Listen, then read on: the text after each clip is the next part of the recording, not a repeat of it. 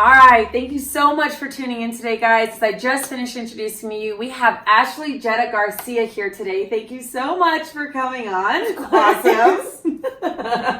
So we met like 15 years ago and both went to the same high school. And now we're both moms and you're off getting your Ph.D. You've gotten 3 degrees so far and you're working on your 4th, which is your Ph.D., correct? Correct. Phew, okay. Got that right. And in addition to that, you have, you're raising your child independently, and you also have been working since you were 13 years old. Right. So being able to, that's what I'd like to expand upon today, talking about going to school as an independent parent, staying focused on the goal at hand, and then how you overcame obstacles from the time you were a little kid to today. So what I know about you is what I've already introduced, so I'd like to hear about it from your point of view. Okay, of course. Great. So I'm Ashley Garcia. Mm-hmm. I am a Colorado native, of course. Good thing, right? And I actually have 3 degrees from Regis University. I have it's dual Bachelor's of Science in Math and International Business and a Master's of Science in Criminology, as well as I'm finishing up my Ph.D. in Forensic Psychology from Walden University, and I'm on my dissertation phase, so it's just writing my big long paper, and then I'm done. And so, in addition to that, I have owned 2 businesses, and I'm working on a 3rd job. So my first business, I'm own AJG, Private Investigative Firm LLC, and that business is helping attorneys with criminal defense and immigration defense cases, as well as doing process serving and doing notaries.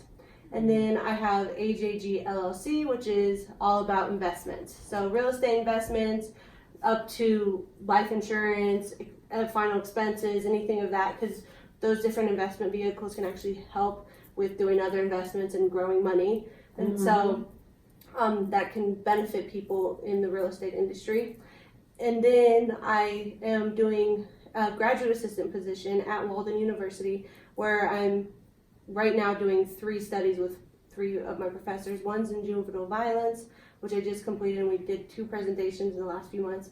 My second is about men who have power. So it's not just like power, it's influence within the world. So like professionals or that are like priests to those that are like soccer coaches or even play football or sports people, and seeing the scandals that have happened throughout and seeing how they became the person they are and how they victimized their victims by sexually assaulting them or doing things, just being sexual harassment type of stuff. So it kind of goes with that Me Too movement. And then the 3rd is on radicalization of those that are attacking people and they are solo. So it's called a lone wolf. It means that they're on their own. Yeah. And doing it on their own. They're planning everything on their own. And we're trying to figure out their behaviors from that. So, yeah. So are you going to write your dissertation on all 3 of those? No, those are just studies I'm doing addition to my dissertation. My dissertation is in adversarial allegiance of expert witnesses, and adversarial allegiance is you have expert witnesses. They're either for defense or prosecution, and sometimes they're court ordered, but they tend to sway towards whoever's hiring them, and it's a known fact. And so what I'm trying to figure out is if the lack of knowledge theory is the reason because of that. So pretty much they're not being ethically sound by saying that they have the expert that they're supposed to be having, the expertise, and in the end it's that they're swaying with the attorneys because they don't really know what they're talking about and why they're there pretty much. So let's back up to you went to school and you decided that you were going to go after your forensic science master's degree. Right? Bachelor's? Yep. Criminal justice. Yes. Okay, and your 2 bachelors were? Math and international business. So let's talk about that. When did you know that you were supposed to be going to school to do that? Like what made you decide to do that? Okay, so for my bachelor's degrees, I started off with just math, And then I was doing an internship at ADT Security Services, and I sat down with the director, one of these directors that worked there, and he was like, you only have a math degree, like, you need more, like, unless you want to just be a math teacher. And I was like, whoa, okay, even with experience, whoa, okay, got it. So I figured out that I could stay in school for an extra year and get a business degree. So the reason I got the international business is because I didn't want just to get a general business degree. I wanted to do something more. And because I had lived in Spain 6 months prior to this conversation with him, I wanted to do international. So I could understand more about globally, because at the end of the day, everything's connected now. And we really saw that in 2008 when there was the housing crisis, because it affected the whole world. Yeah. So that was my force for doing the international business. And then once I finished my degree, I was still doing an internship. And about 3 months later, I decided that I wanted to start my own business. And I wanted to do it as a private investigator. So I went back to school to do that. And I got my master's in criminology, and criminology is just the study of crime. So I learned the ins and outs of what is a crime, how it can happen, and sometimes who are the people that are both the victims, the person doing the crime, and then also what happens after, like the police being involved and the justice system. And then I decided after I was finished with that I needed to learn a little bit more about like the behaviors of criminals, the behaviors within the whole entire criminal realm, because you need to understand how they work and how they tick and how so that us as human beings aren't affected by that. And so I'm doing my Ph.D. in forensic psychology for the simple fact that I wanted to learn the behaviors, the traits, and understand what makes people tick and how they go into the life of crime. And sometimes it's not something that they intended on doing, but it just happens, and it's just because of these little choices they make, and it's their behaviors that come along with it that make it easier for them to commit crimes. So I did that and to help out my business more. And then in addition to that, I learned more about like the legal realm, so how law is related with psychology and how they're mixed together and intertwined. And so that has been very beneficial for me just with my private investigative practice. And so when did you find out you were having your child? So I found out I had been accepted to get my PhD and was about to start, and I found out about 2-3 weeks before that I was having a baby. And so I was like, all right, well, we're gonna do this. And I went through school and made sure that I could do it financially, because as a mom, you have to make sure that you have enough money to set aside for the few weeks that you're down when you give birth. There's this small gap of time that every mom has to be down, and if you push yourself too hard, things can happen and it can actually be a risk to your life. So naturally, I made sure that before I started school and finding out that I was pregnant, I was like, okay, so financially I need to have this much amount of money saved up.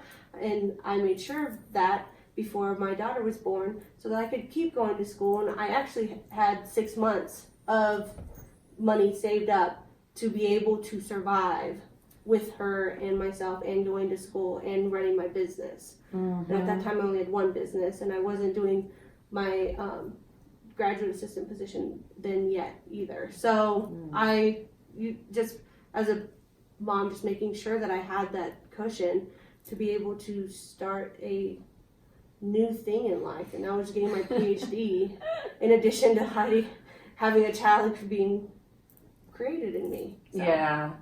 Well, and so most people don't have even 3 weeks of savings, let alone any savings. Like which is why you're probably going into business to help people with financial literacy and being able to help them understand what the difference is between like savings, like your emergency fund now, and then your fund for later, for fun in the future, right? So how did you know to put aside, how did you know how to budget and how to put this aside? Like, did you like take a class in high school that they didn't teach any of us, or like about budgeting, or did you just know? how to do that, or someone in your family? I learned that from my grandma. She Ah. taught me at a very young age, because I actually owned a business when I was 13 years old, and it was cleaning houses and babysitting. And so part of learning that, I had to have a cell phone, and that was just because I was young and I was traveling everywhere and going different places, including using the public transportation, and it's just safer with a child having a phone to be able to connect in case something happens. Mm-hmm. And so I had a cell phone, and I had to pay for that cell phone,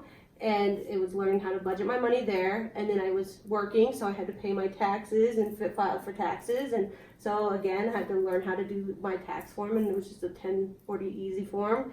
And then balancing your checkbook to make sure that you have enough money to pay the phone, and then whatever's left over.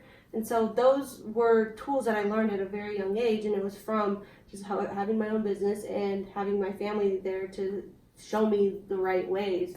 And then in addition, I understood that if something happens to me, my daughter needs to have money. So I made sure, because right when I found out I was pregnant, I started looking into life insurance and got a life insurance plan that it's not amazing or great, but it's beneficial to me and to the goal that I had at that time. Yeah. Just so that she would have a cushion if something happened to me, and if something happens to me that I become disabled, I would have a cushion just in case. You never know. And I was able to do that and plan for a future that I'm not sure of, and it's at a very affordable rate. Yeah. So. Yeah, life insurance is great, Right. and it's, if you get the right plan, it can really pay off, even before you die. So, right. Like you're saying, if you would have gotten disabled or something happens, it happens all the time, right. To people who have children. So, we're gonna keep going. Did it stop?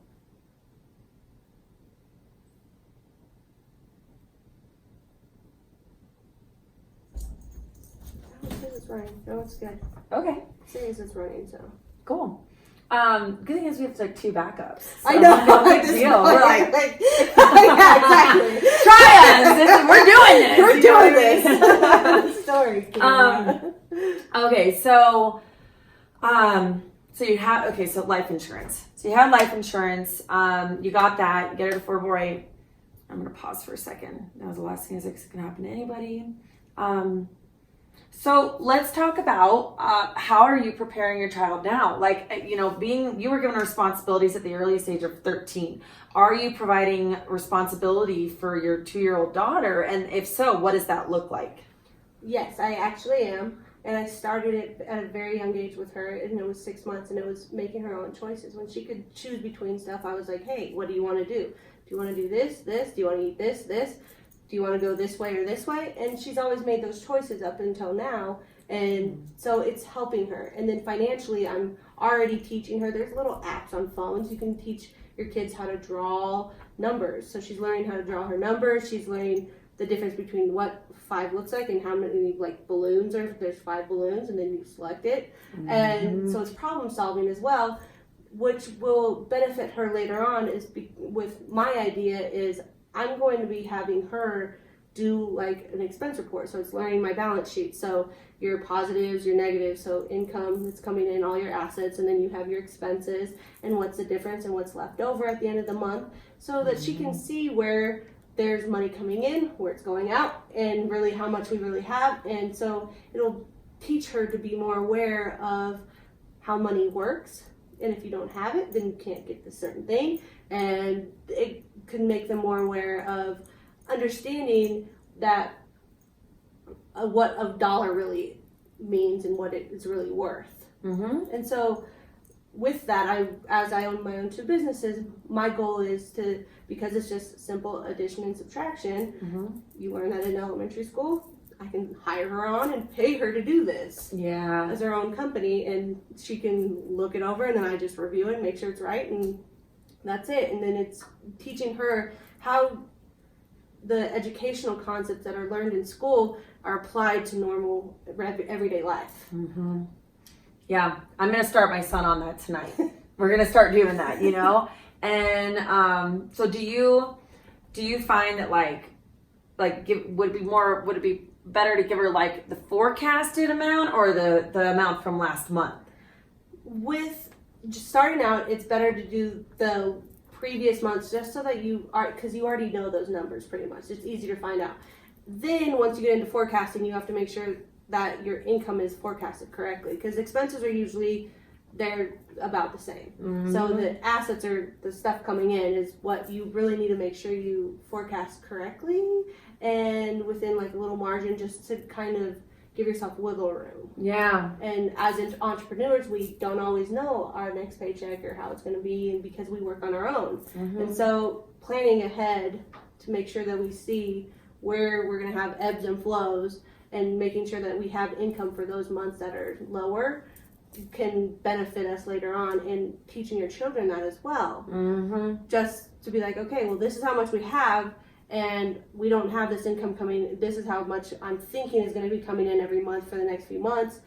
Where do you think we should play around and wiggle room and things like that? And it's just helping them problem solve. It's a really good idea. It is. And it's beneficial to them because they're learning something and applying what they are learning in school to a real life situation, which then benefits everybody. Because then you don't hear people claiming like, I didn't use my math ever in my life. Yeah, you have. You just haven't. You didn't know that where you applied it. They don't see the linear connection. Totally. I love that. It's my son's always asking me like, well, how much money do we have, or how much money did you make, or how much did that cost? And I shy away from telling him, because I'm like, it's fine, it's none of your business, but you're giving me a good paradigm shift. I'm like, actually, it is your business, you know, like this is our family. And even if there was, you know, another partner here to help raise our child, like it should still be the same principle. We're teaching him how to, you know, look at money, be realistic. Gosh, we were going to Boondocks right down the street every Tuesday, and last night I said we're gonna cut back. We're gonna do every other week, you know, just because we're just gonna do that. Yeah, man. Like I know it's unlimited for however much, but that however much it adds up. And then we want to get a pizza, and then we want to do something else, and so I think that's a good lesson that all parents can draw away from. Like it's never too early to start talking to your kids about money.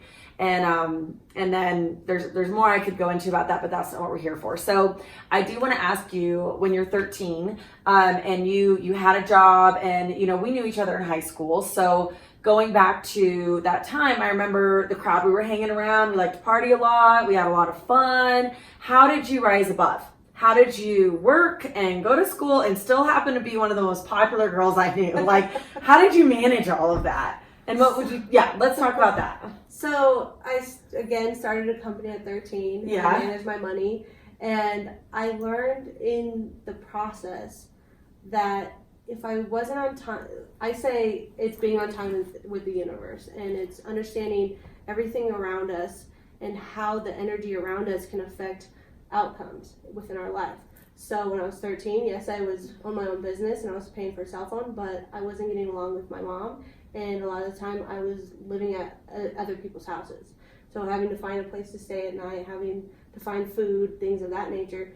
And so I did a paradigm shift and I changed a little bit of my life, started working at a different job, and I was doing lifeguard and swimming instructor, and then was able to help my mom out. So I was living back at her house and able to buy my own food and things of that nature, so that I was always set. And I could just see life being easier. It was just easier all around. So if something just keeps happening and it keeps being difficult and you keep falling back at the same spot, something needs to change. And as human beings, we cannot change other people. We can't. We just physically can't. So we have to change ourselves. So we have to figure out what is that small, minute change. And it was me just getting a different job. And I actually at that point was working full time and going to school full time. So I was doing both of those, and actually it helped out with school. I was doing better at school because I was more focused and I wasn't thinking about my basic needs that needed to be met, because those needs were met because I had money. And the loss was I wasn't partying as much and I wasn't with my friends as much. And I actually had one of my best friends tell me that I was going to lose all my friends if I didn't quit my job. And I said, that's fine, because I was happy where I was at. I was physically content, and that actually stemmed a few years later. They started realizing that, and they're like, oh, okay, so I can have this happiness if I do this, this, and this. And it's just small adjustments in life to benefit ourselves. And that's what it is. In reality, is we can only change ourselves, and and being in time with the universe is the best way of me like understanding and knowing that I'm in the right spot with everything. Mm-hmm. So were you raised like spiritually, or were you raised religiously? When did you come about this whole universe thing? So I'm Catholic, and the universe thing, it happened on its own. Like, because Catholics, yes, they have the belief of do unto others and being in the universe and being present with people and things of that nature.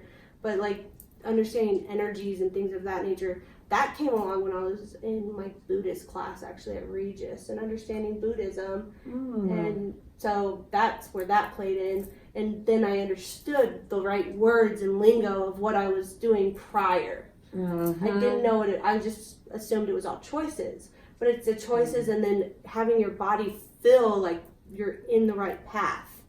It's just being present and being that feeling of just being there and being happy and content. It's that pursuit of happiness, which I'm always driving for, is pursuit of happiness. And so by learning those key words, I was able to communicate what I was trying to tell people or doing it as an action.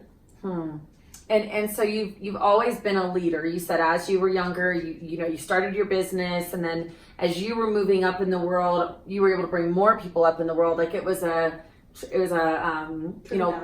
yeah, exactly. And so how are you leading the world today? And how do you, as being I call it like being the lead duck. I know that's silly, or the lead goose, right? You're at the front, and being in the front of the line, it can become very tiring, because you're taking on all the hits, you're taking on the bugs, you're taking on the rough winds, and the guys in the back got it easy. Now, in this actual scenario, the people in the back will fly to the front. Yeah. The ducks in the back will fly to the front and give the leader a break, and that's how they can fly for so long. But as an independent parent and going to school and then not having your mom growing up, seems like you were the leader of the pack most of the time, right? So how do you take a break without landing and crashing? Like, what do you do to take care of you? I make sure that so my requirement in life is that 5 days out of the week I make money. It doesn't mean it has to be a lot. It could be $5 one day, it could be $5,000 the next day. That's my requirement, and then 2 days are myself. You have to do that. Sometimes, yes, sometimes it gets 6 to 1 and things like that. But I figure out some weeks okay, this week's going to be 6, so then this week I'm going to do a little bit less. And I cram pack everything, and I'm very organized, so I make sure that I set time for everything within those 5 days so that I have that time, and it's a resting time. It's rejuvenating. Everybody needs a resting and settling time. And that might just be with your child. That just might be just being happy and knowing that everything's going to be all right, and having a reward for yourself. It's just rewards. Yeah. And making sure that we tend to our needs, and that those 2 days, that's when I tend to my needs and make sure that everything is settled and everything's fine, like going grocery shopping. Okay, yes, I have to do that. Everybody has to eat. That's what it is. So for those, I do that. But I also have a lot of fun as well. So it's just having that balance in life. So what does Ashley Garcia do for fun? What do I do?